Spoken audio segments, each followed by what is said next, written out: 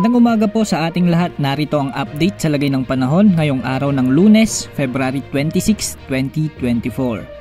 Sa kasalukuyan ay malinis ang kalangitan sa buong bansa at wala rin tayong nakikitang anumang sama ng panahon sa labas ng ating Philippine Area of Responsibility hanggang sa katapusan ng buwan.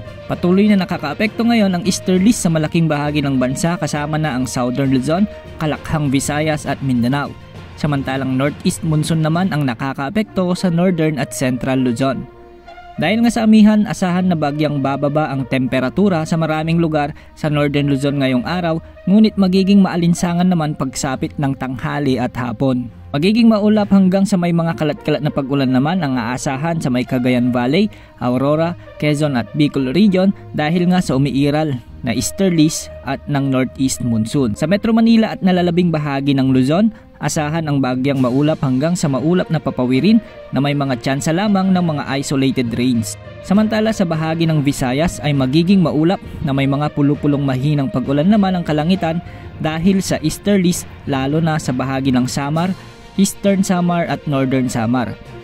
Sa nalalabing bahagi ng Visayas at Mindanao, kasama na ang Palawan at Calayan Islands, asahan ang maaliwalas na panahon pero may mga tsansa ng mga isolated rains pagsapit ng hapon o gabi dahil sa mga localized thunderstorms. Samantala, asahan na magiging maulan sa silangang bahagi ng ating bansa sa mga susunod na araw dahil sa epekto ng isang tropical wave.